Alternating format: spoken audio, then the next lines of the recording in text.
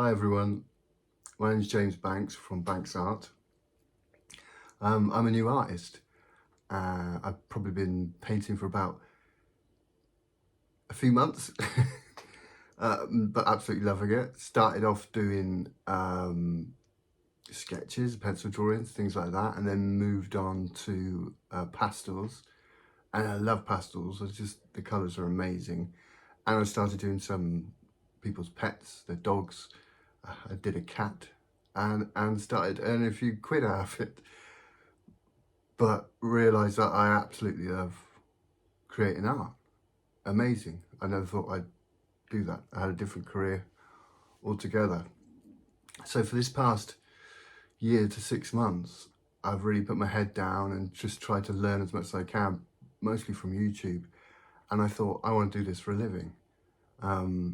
I do another job, so I'm part-time, but I've started to dedicate my time and hours to learning and painting and learning all the processes with a really strong vision to become an artist and to sell my work. So I'm 52 now. It's just come at a mad time in my life, but I want to be good at it. I want to be really good at it.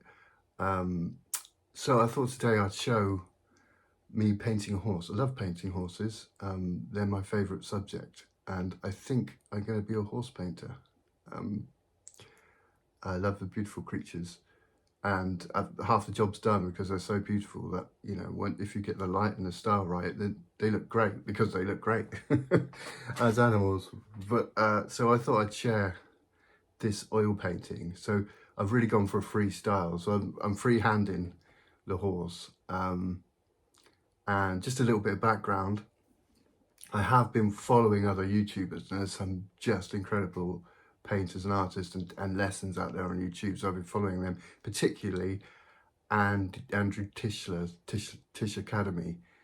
He's an amazing landscape artist, and I've paid a subscription, and I'm watching, you know, the way he paints things, and he's got some online lessons. He's got some really useful information about oil painting. So I started with, I always forget the word because I'm elderly. I started with pastels and loved them, but then realised oil paintings are probably a way to go. They look amazing, colours are amazing. I was a bit intimidated because they're a bit messy and there's quite a lot of gear you need, and it's quite expensive, but I've put my money into it, and I bought a small easel. I bought some Winsor & Newton paints. These are the ones I've got actually. They are called oil colour. So they're not the student paint, but they're a bit better than student paints. And I've started using them. I've started learning how to mix and blend and things like that, and watching other artists. And then I saw a guy recently, and I can't remember his name, but he painted freestyle really fast, and I love that painterly look. So I thought, right, that's an inspiration. I'm going to find a royalty-free picture of a horse, because you have to be careful, and I'm going to paint that. So this is what this painting's about. And I'm a new painter, so I'm going to make mistakes. But anyway, here we go. Right, so what I'm using here is an MDF board that I've put gesso on, and gesso's like it's like a paint, an acrylic type paint, which gives you your oil painting something to bond to. So you do it. There's other videos that other people do showing you how to prepare an MDF board. I was using canvas, but I had a chat with an uncle of mine who's an artist about canvas, and seen some YouTube videos where people say the cheaper canvases are just not worth painting on. And if you end up doing a really brilliant painting and it's on a really cheap canvas, it can, you know, spoil the painting and just be no good.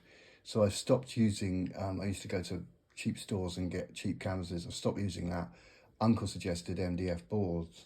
So you've got to prepare the boards, and it's not too onerous. You have to buy some gesso, and you paint the gesso on, you do a few layers. And then from what I realised, for my last layer of gesso, I just mixed in some burnt umber to that, and it gives you that neutral tone. So it's quite difficult painting on whites because you don't know, it's difficult to judge values. And what I mean by values is how dark something is compared to how light something is. So if you look at the photograph of the horse, you'll see like the straps around his face are fairly dark, his eye is very dark, so that'll be your darkest tone, darkest value. And then the lightest value would be his jaw and some of the muscle around his neck. So that helps. So that sort of neutral tone, that neutral brown, helps with that, finding out what's dark and what's light. So at the moment what I'm doing is I'm putting down some burnt umber to show that value around the horse, the foliage in the background, and it's helping me just to sort of figure out the shape of the horse. So, like I said, I'm freehanding, so I've got no undersketch. So this was an experiment in freehand painting, really, just using, squinting my eyes and just looking at where roughly is the eye, where roughly is the shadow around the nose, and painting like that.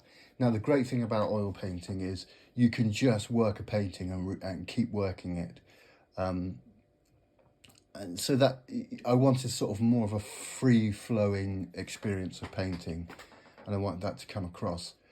So that's why I'm doing it in this style. And it's a bit of a risk because you could end up with a dog's dinner and it doesn't look like a horse, it looks like a goat, you know. And I have had paintings which don't look like what they're supposed to and they go in the bin. But actually what you find is by doing this, your brain is just figuring out exactly where to place things, exactly where the shadows are. And it's incredible that, you know, the more practice you get, the more actually accurate you get sketching with a paintbrush. A lot of the videos I listen to, Andrew Tishler is brilliant. He said you got to practice sketching. In order to paint, you need to be able to sketch. So I've been doing that, like every night I try and do a sketch. I put something on my TV even, and I just pause it on my TV and I just sketch that thing. And you know, they don't look like, you know, especially people are really hard to paint. You know, portraits are really hard to get exactly right, but it's just practice. You've got to get those hours of practice in and you'll find you get slightly better. I think that's my belief with what I've discovered with my own art is you've got to have a willingness to do it. If you really want to do it, then you'll do it. And then it's just practicing. And if you enjoy the practicing, it's fine. And you just get better. And I've seen in my art, it's just improved so much over even the last 6 months.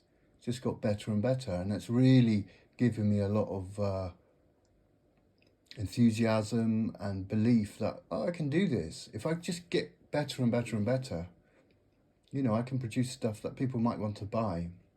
And there are people buying some of my stuff.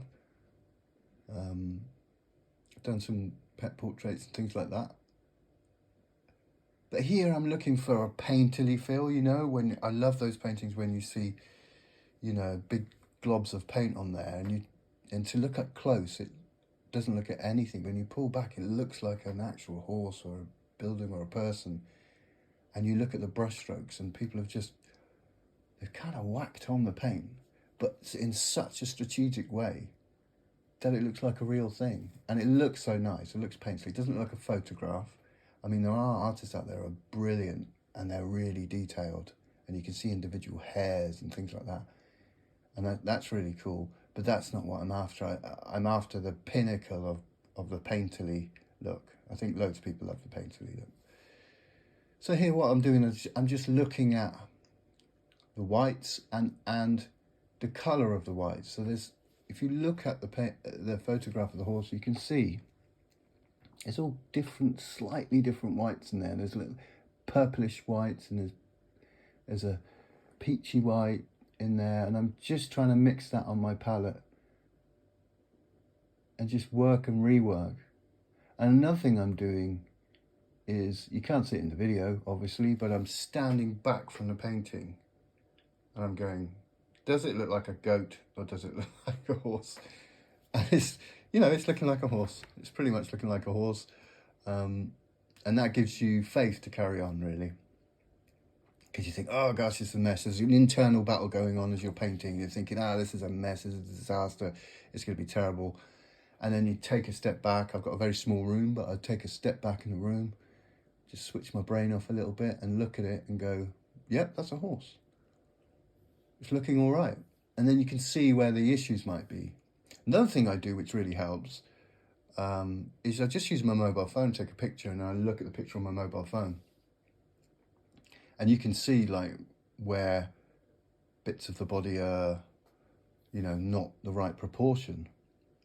I often find if I'm painting and I'm sat at the easel for a long time, things look right. And then my wife will come in and she always gives me a brutally honest answer. And I go, does that look right? And she says, no, his head's too big, or this bit, you know. And she's right.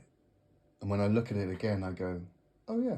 You know, it's like you don't notice because you're just so obsessed and you're sat in front of the easel looking at what you're creating. Somehow your brain tricks you into thinking that something is of the right proportion. So it is really important to just go away and look again afresh, you know. So here what I'm trying to do is, again, the values, looking at the values of the horse in the photograph. How dark are the shadows? How light are the shadows? Squinting my eyes and thinking, is this right? And trying to get the colours right as well. Trying to get those greys right that run down from its eye to its nostril. And then there's a slightly different grey underneath along his neck. And there's a little patch of sort of bluish white which separates the bottom of the mouth from its chest, which I've put a line in there.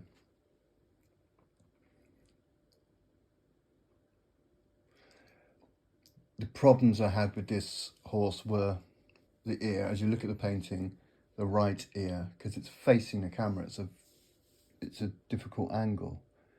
So that was one of the problems I had. And the second problem I had in particular was the eye. Now, it's important to get the eye right, because I think as humans, we look straight to the eye of the animal or the person, and that's your focal point often. So trying to get the eye right was difficult. There, it's a bit too blue, and in the photograph, it's darker. It's important to paint under the right kind of light. You want daylight to paint under, because when you look like me, I like to paint at night. I've got a light bulb, but it's like a really orangey light bulb in my room. So I bought I bought a ring light. It's amazing. It's got an arm that moves, and I used that ring light to paint with. So what you're seeing now is my camera in the middle of the ring light shining on the painting. So I actually had to lean my head around it to see my painting. But the colour of the light is really important, because, you know, if you've got this painting up in someone's house and daylight hits it, you want the colours to be right. And even an iPhone camera, as good as it is, will do things to your painting and picture. It will make it more contrasty. And I've done paintings before, and I've taken a photograph and shared them on Facebook, and they don't quite look like the actual painting. So you'll notice that as you're painting over time, that colours are different depending on where you are. And some artists I've been watching swear by plein air painting, which means painting outside in real life, because the colours you're seeing with your eyes, because your eyes are better than any camera, and the darks and shadows and things look totally different from if you take a photograph, because a camera will compensate and maybe make darks darker, and lights lighter, it might change the colours. So if you're painting from a photograph, that's not actually a true colour of the thing you're seeing. But it depends on how fussy you want to be about colour. I mean, you know, for me as a beginner artist, I just want the horse to look like a horse. So, you know, these things are important, I understand, but at the moment I just want it to look like a horse and to be able to stand on its own and be put up on a wall somewhere and someone would go, oh, that's a nice painting of a horse. That's where I am at the moment. So that's what I'm kind of concentrating on. As you can see, that right ear still looks like a bit of a flat blob. So I think I go in later and correct that.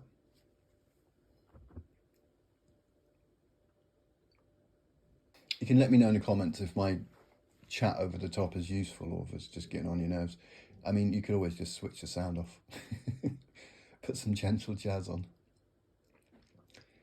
Yeah, one thing which is tricky when painting horses is the leather work, because it's a lot of very straight lines and it's quite hard. I don't know if you ever tried this, to just draw a straight line.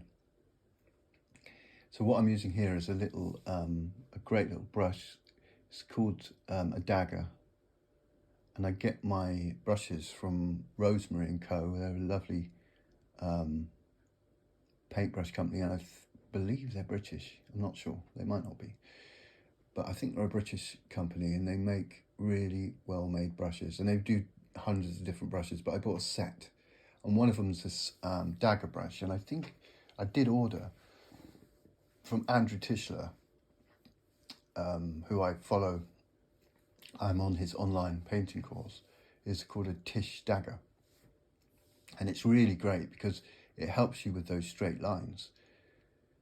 And I'm using it here to create hair, and it's like dagger shaped, and you can turn it around so you've just got the point, or you can use the flat of the blade of the dagger to draw these straight lines. You still need quite a steady hand.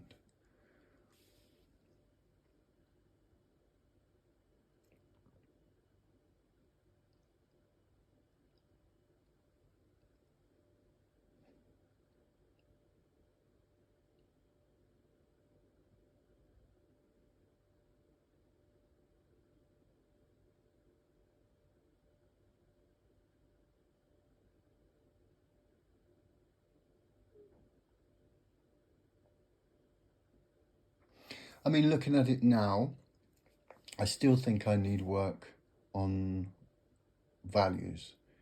So my shadows I don't think as dark as they should be. So maybe you need to be a bit braver with my shadow colours and just make them a bit more striking. The last few paintings I did, I realised, because I like to paint in one session, and I realised actually, if I want to make this presentable and sellable, there's probably some errors still that I need to tidy up. So I did it on subsequent days, just go in and sharpen up some of the lines and some of the colours. But again, this is an experiment in sort of freestyling a painting without trying to get into too much detail to give it a painterly look. And I think it's quite an art form to make sure that you're putting down these strategic marks and strategic blobs of paint to make it pop, you know. So I'm still learning this, but at this point, I mean, I'm pretty happy with where the horse is.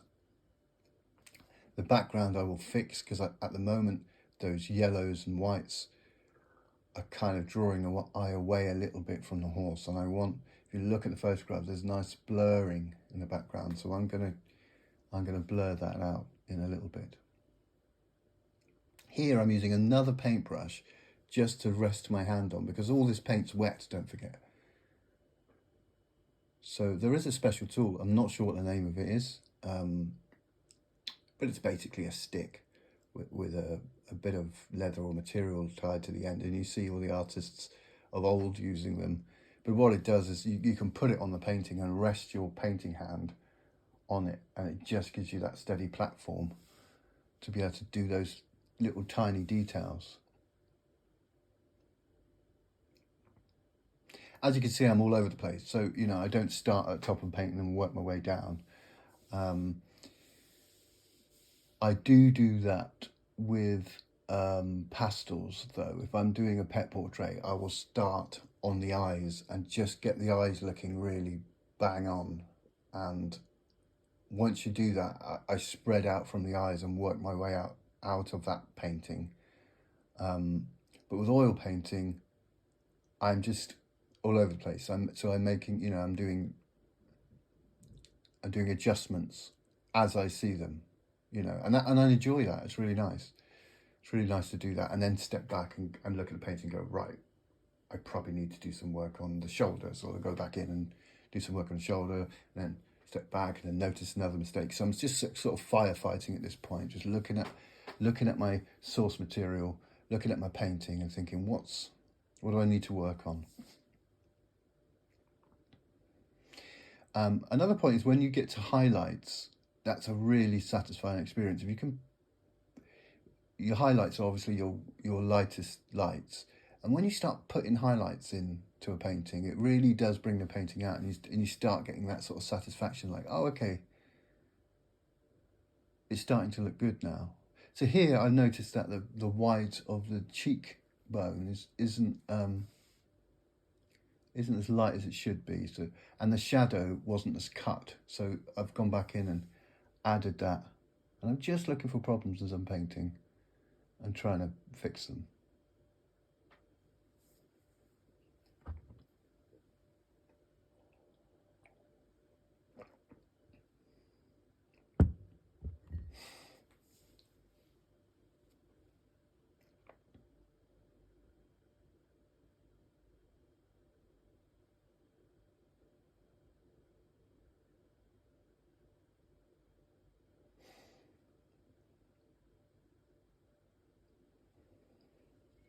Again, I'm using the Tish dagger there to make that.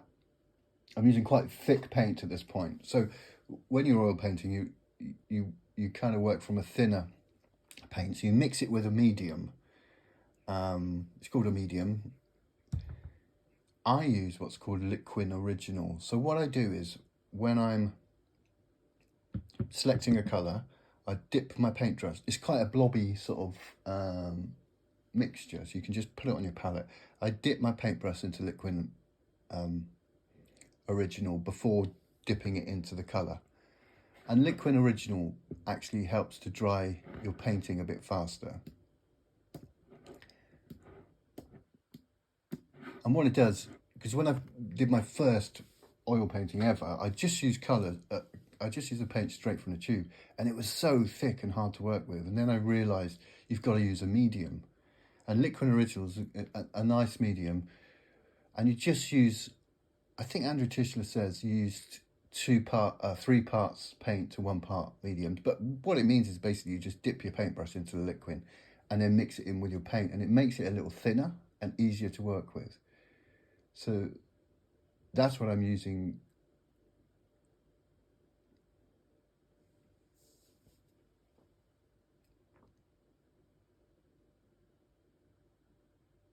Here, you notice I'm working on that ear, and it's still, for me, it needs to look like an ear and not like a strange shape.